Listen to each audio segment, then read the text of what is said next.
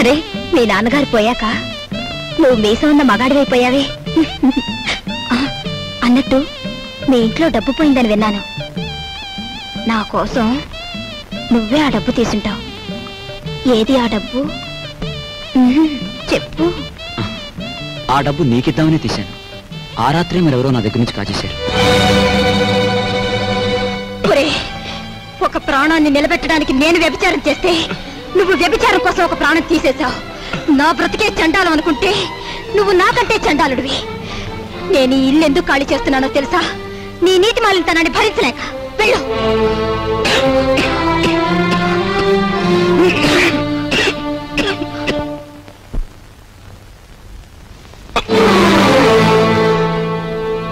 ఎక్కడికి వెళ్ళావు? చెప్పు. ఏమిట్రా నువ్వు చేసిన పని? చెప్పు, ఎక్కడికి వెళ్ళి వస్తున్నావు? చెప్పు. ఏమిట్రా నువ్వు చేసిన పని?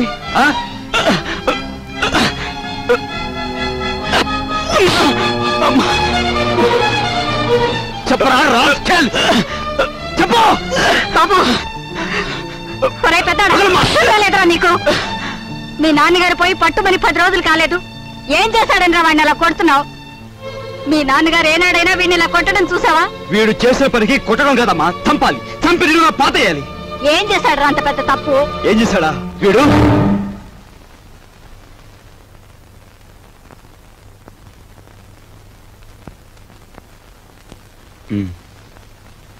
బాబు వీడిని తమ్ముడురా. తప్పు చేస్తే శిక్షించాల్సిందే. కాకపోతే ఆ సమయంలో వీడిని తమ్ముడని మాత్రం గుర్తుంచుకుంటే చాలు. పత్రా.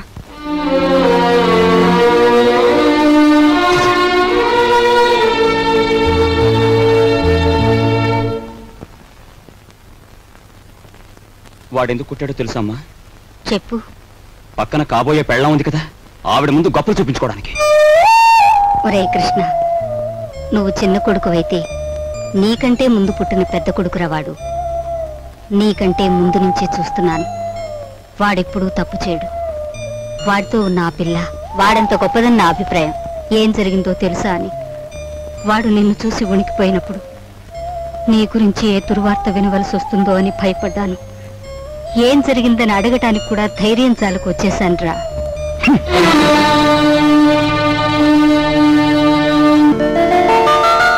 ఈమె నా చెల్లెలు. ఇల్లు వదిలి వచ్చేసింది. మీ సేవా సాధనలో ఉందేమో. సారీ, ఇలాంటి అమ్మాయి ఎవరూ లేరు.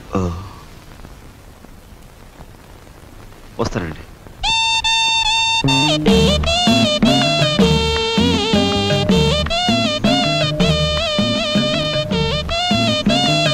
ఇలా రా. వస్తున్నా. నీ చూపులోని ఆకలి నాకు అర్థమైంది. నీకేది కావాలన్నా నేను ఉపయోగపడతాను, అలాగే నాకేది కావాలన్నా నువ్వు ఉపయోగపడాలి. ఇక్కడ ఫ్రెండ్షిప్ కి అది కండిషన్. ఓకే? రాజు, నువ్వేవి అనుకోనంటే ఈ డబ్బుతో నీ అప్పులన్నీ తీరిస్తే ఎలా ఉంటుంది? స్నేహితురాలుగా నేనేం చేయాలో ఏం చేయగలను నాకేం అర్థం కావటం లేదు. నీ అభిమానం ఆత్మబలం అండగా ఉంటే నాకు అంతే చాలు. పద. మంచితనం మించిపోవును, ఆలసించిన ఆశాభంగం. 8 రోజులు సైకిల్ తొక్కిన వారికి 8,000 రూపాయలు బహుమానం. 8 days 8,000. 8 రోజులు సైకిల్ తొక్కిన వారికి 8,000 రూపాయలు బహుమానం.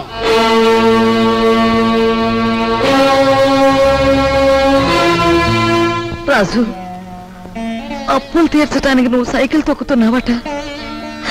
మనలాంటి కుటుంబాల్లో పుట్టి ఇలాంటి పనులు చేస్తే ఎంత పరువు తక్కువగా ఉంటుందో ఆలోచించు.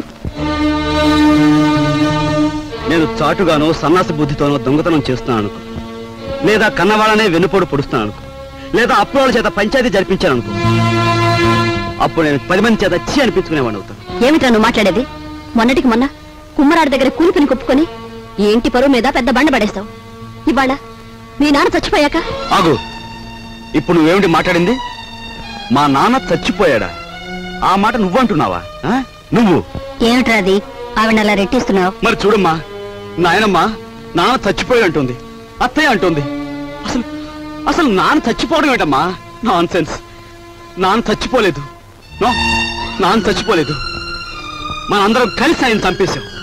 అవునమ్మా, నిర్దాక్షిణ్యంగా కాలు రాసి చంపేశాం. కొండంత మనిషిని చాదస్తుతో కొందరు, స్వార్థంతో కొందరు, ఇలా అందరం కలిసి ఆయన చంపేశాం. ఏ చంపలేదా? ఒక్కసారి మీరందరూ గుండెల మీద చేతులు వేసుకుని ఆలోచించండి. ఆయన జీతం నెలకు 500 రూపాయలు, కేవలం 500 రూపాయలు. తాహతకు మించిన కోరికలు కోరి మనందరం కలిసి ఆయన చంపేశాం. He was successfully murdered by all his family member. నోరుంది కదా అని తప్పులు పడుతున్నారు. నేను చేస్తున్న ఈ పనిలో ఓ పవిత్రమైన ఆశయం ఉందే తప్ప ఇదేం పరుగు పోయే పని కాదని నాకు బాగా తెలుసు. మీరు ఒప్పుకున్నా ఒప్పుకోకపోయినా ఈ పని నేను చేసే తీరు.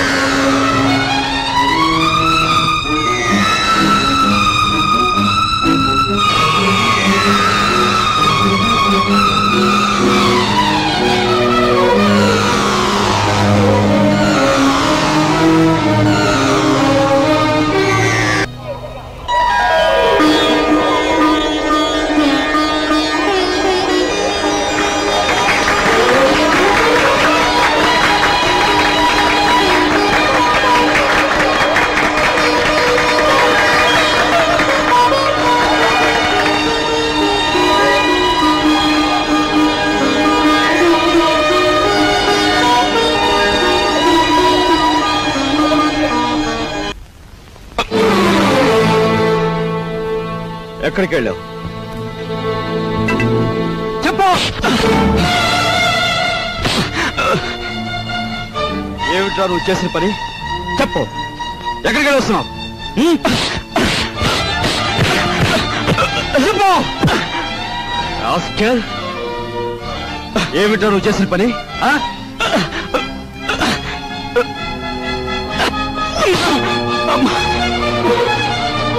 చెప్పరా రాస్కెల్, చెప్పు. లేదురా నీకు? మీ నాన్నగారు పోయి పట్టుమని 10 రోజులు కాలేదు. ఏం చేశాడని రా వాడిని అలా కొడుతున్నావు? మీ నాన్నగారు ఏనాడైనా వీడిని ఇలా కొట్టడం చూసావా? వీడు చేసిన పనికి కొట్టడం కదమ్మా, చంపాలి. చంపి నిన్ను పాతేయాలి. ఏం చేశాడు రా అంత పెద్ద తప్పు? ఏం చేశాడా వీడు?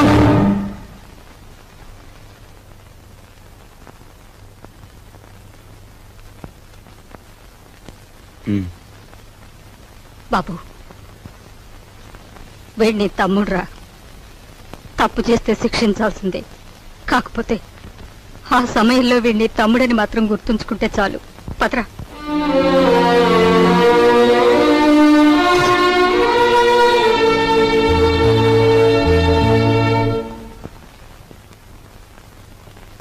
వాడెందుకు కుట్టాడో తెలుసమ్మా? చెప్పు. పక్కన కాబోయే పెళ్ళం ఉంది కదా, ఆవిడ ముందు గొప్పలు చూపించుకోవడానికి. ఒరే కృష్ణ, నువ్వు చిన్న కొడుకువైతే నీకంటే ముందు పుట్టిన పెద్ద కొడుకురా వాడు. నీకంటే ముందు నుంచి చూస్తున్నాను. వాడెప్పుడూ తప్పు చేయడు.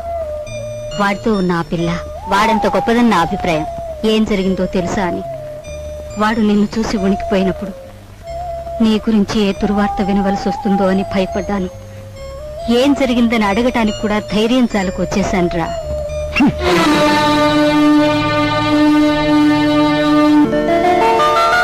ఈమె నా చెల్లెలు ఇల్లు వదిలి వచ్చేసింది.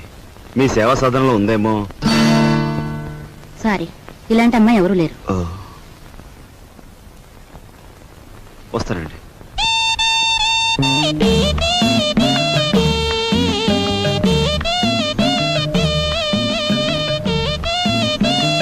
ఇలా రా. వస్తున్నా. నీ చూపులోని ఆకలి నాకు అర్థమైంది. నీకేది కావాలన్నా నేను ఉపయోగపడతాను, అలాగే నాకేది కావాలన్నా నువ్వు ఉపయోగపడాలి. ఇక్కడ ఫ్రెండ్షిప్ కి అది కండిషన్. ఓకే? రాజు, నువ్వేవి అనుకోనంటే ఈ డబ్బుతో నీ అప్పులన్నీ తీరిస్తే ఎలా ఉంటుంది? స్నేహితురాలుగా నేనేం చేయాలో, ఏం చేయగలను నాకేం అర్థం కావటం లేదు. నీ అభిమానం, ఆత్మబలం అండగా ఉంటే నాకు అంతే చాలు. పద. మంచి తరుణం మించిపోవును, ఆలోచించిన ఆశాభంగం. 8 రోజులు సైకిల్ తొక్కిన వారికి 8,000 రూపాయలు బహుమానం. 8 days 8,000. 8 రోజులు సైకిల్ తొక్కిన వారికి 8,000 రూపాయలు బహుమానం.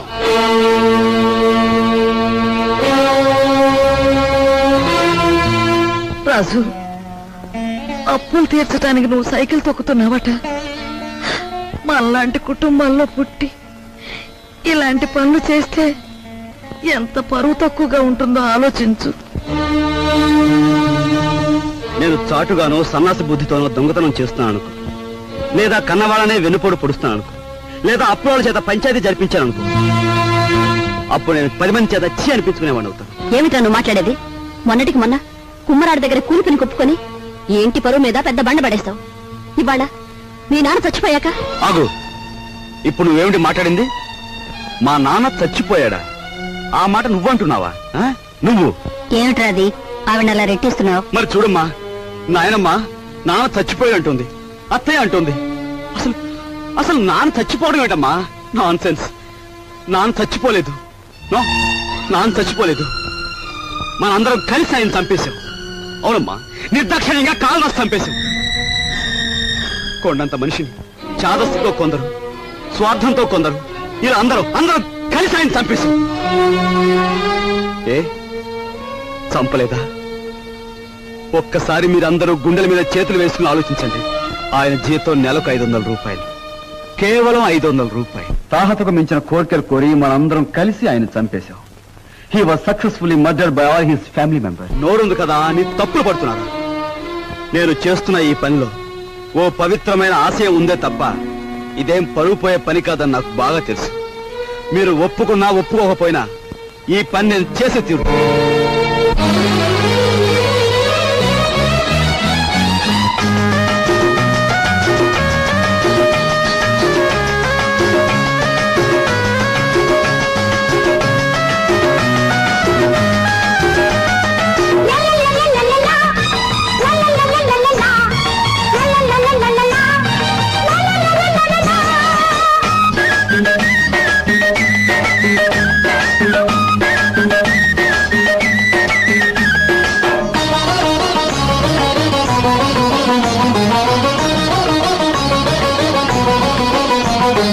దారి పూల దారి పోవోయి బాటసారి, నీ ఆశలే ఫలించగా ఫలించు విజయభేరి, నీ ఆశలే ఫలించగా ఫలించు విజయభేరి. నీ దారి పూల దారి పోవోయి బాటసారి, నీ ఆశలే ఫలించగా ఫలించు విజయభేరి, నీ ఆశలే ఫలించగా ఫలించు విజయభేరి.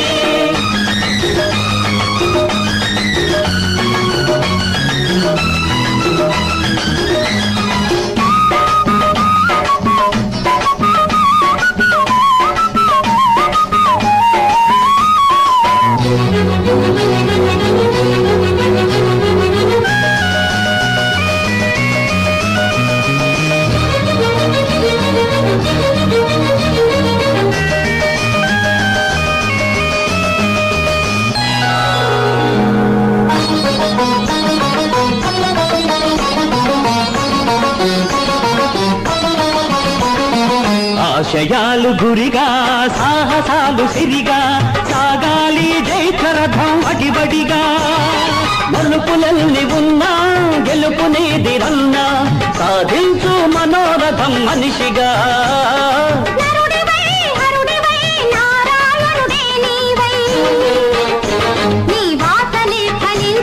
వరించు విజయలక్ష్మి నీ వాసలే ఫలించగా వరించు విజయలక్ష్మి నీ దారి పూలదారి పోయి బాటసారి నీ ఆశలే ఫలించగా ఫలించు విజయభేరి నీ ఆశలే ఫలించగా ఫలించు విజయభేరి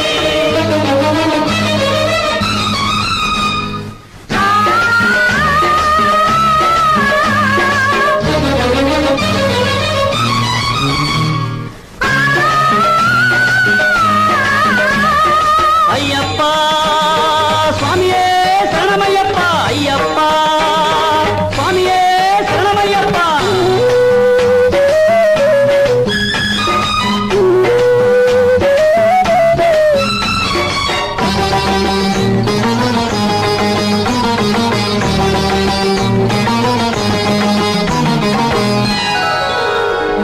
కాళరాత్రి ముగిసే కాంతి రేఖ మెరిసే నీ మండిన గుండెల నిట్టూర్పులలో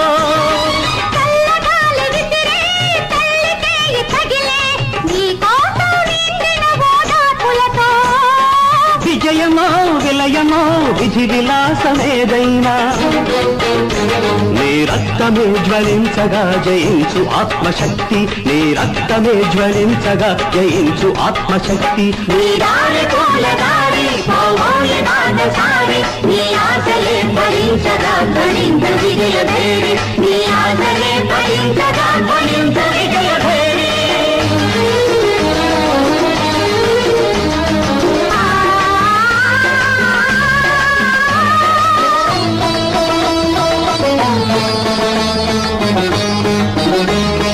అయ్యప్ప స్వామియే శరణమయ్యప్ప అయ్యప్ప స్వామియే శరణమయ్యప్ప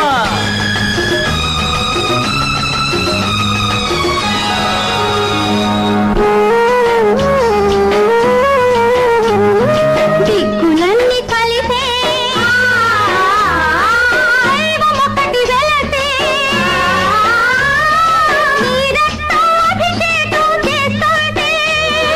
మతములన్నీ కరిగే మమత దివ్య వెలిగే నీ ప్రాణం నైవేద్యం పెడుతుంటే వీరుడివై ధీరుడివై విక్రమాకుడివి నీవై నీ లక్ష్యమే సిద్ధించగ దీవించు దైవ శక్తి నీ లక్ష్యమే సిద్ధించగ దీవించు దైవ శక్తి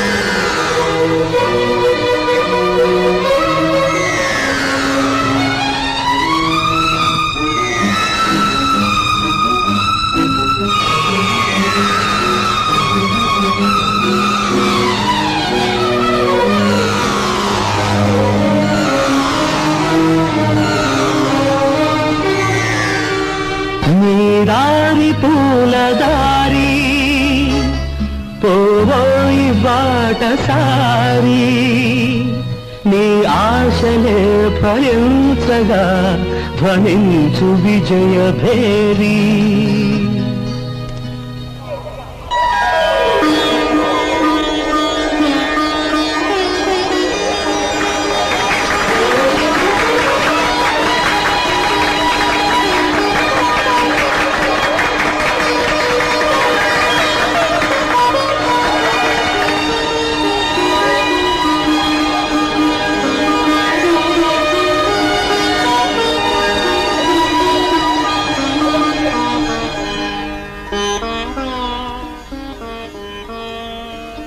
ఇవాళ నీ కొడుకు ప్రయోజకుడైనందుకు ఇప్పుడు నువ్వు ఉంటే ఎంత ఆనందించేవాడివిరా.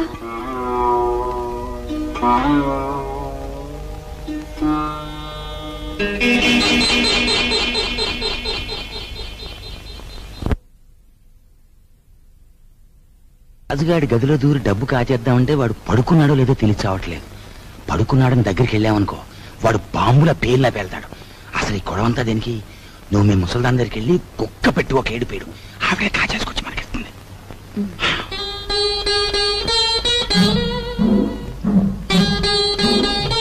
రాజు సైకిల్ దుక్కి సంపాదించిన డబ్బుతో ముందు అప్పులు తీరుస్తానంటున్నాడు. మమ్మల్ని మాత్రం ఆగమంటున్నాడు. వాడు సైకిల్ తొక్కుతానంటే మనం అందరం వాడిని కాదన్నాం. ఇప్పుడు ఆ డబ్బు మనం కావాలంటే ఏం బాగుంటుందమ్మా? అందుకే వాడి చేతుల నుంచి మనం తీసుకోము. మరి నువ్వు ఆ గదిలోకి వెళ్తావు, ఎవ్వరికి అనుమానం ఉండదు. ఆ డబ్బు నువ్వు తెస్తావు.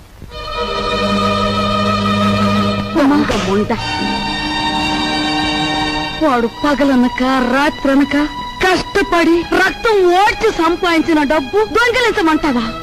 ఆలోచిస్తే నాకు ఇప్పుడు అర్థం అవుతుంది. నా కొడుకు డబ్బు కూడా నువ్వే కాజేశావు. వాళ్ళు నువ్వే చంపేశావు.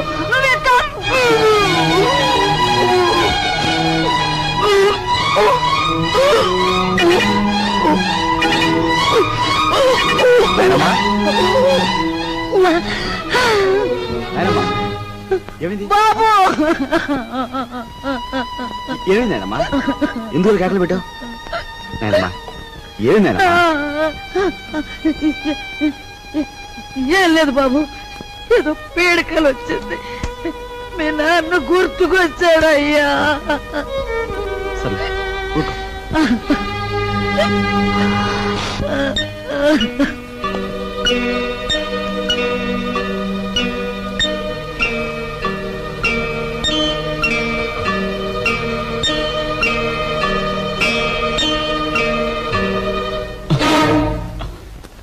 ఏమిట్రా లోపల నుంచి వస్తున్నా? ఏమిటి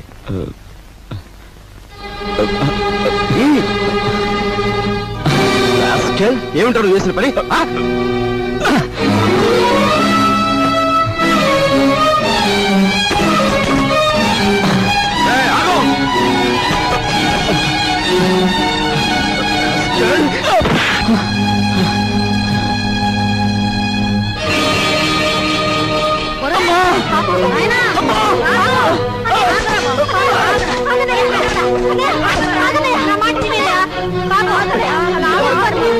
ఏం చేస్తా తప్పలేదమ్మా. అమ్మా వదలమ్మా, మీరు కూడా అమ్మా.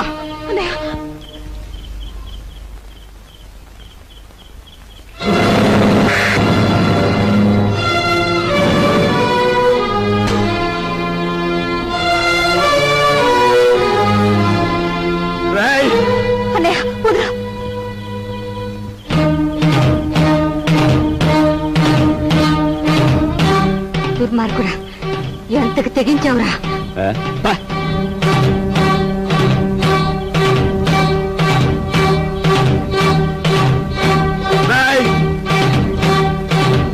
తప్పు చేస్తే శిక్షించాల్సిందే. కాకపోతే ఆ సమయంలో వీడిని తమ్ముడని మాత్రం గుర్తుంచుకుంటే చాలు. తమ్ముడు ఎవడ్రా నీకు తమ్ముడు? ఒక సిగరెట్ వెలిగించినంతసేపు లేదు నీ పెద్దరికం, ఒక దమ్ము లాగినంతసేపు లేదు నీ పెద్దరికం. అందుకోసం నువ్వు ఎగిరిపడిన అవసరం లేదు. ఏమిటి నీ గొప్ప? నాన్న చచ్చిపోయి 4 రోజులు కాలేదు, రకరకాలుగా అధికారం చలాయించాలని చూస్తున్నావు. నీ పెద్దరికం నాకు అక్కర్లేదు. సచ్చినాడా ముసలిముండా. ఐఎమ్ సారీ, నీకు మర్యాద ఇవ్వాలి కదూ. చూడు మిస్టర్, నీకు ఎవరి పెద్దరికం అక్కర్లేదనుకుంటే ఈ ఇంట్లో నుంచి తక్షణం బయటకు వెళ్ళిపోవచ్చు. నేను ఇంట్లోంచి వెళ్ళిపోవాల్సి వస్తే ఏం జరుగుతుందో తెలుసా? నువ్వు ఈ ఇంట్లో ఉండాలంటే ఏం చేయాలో తెలుసా? తెలుసు. నిన్ను అన్నా అని గుర్తించాలి, నువ్వు తంతే పడుండాలి. అంతేకాదు, దున్నపోతులా తింటూ కూర్చోకూడదు. కాయ కష్టం చేసినా సరే సంపాదించాలి, అప్పుడే నీకు తిండి. ఓహో, సంసారం సవ్యంగా సాగాలంటే ఇంట్లో అందరూ కష్టపడాలి, అలాగే ఇంటి పరువు కాపాడాలంటే అందరూ కలిసి ఉండాలి.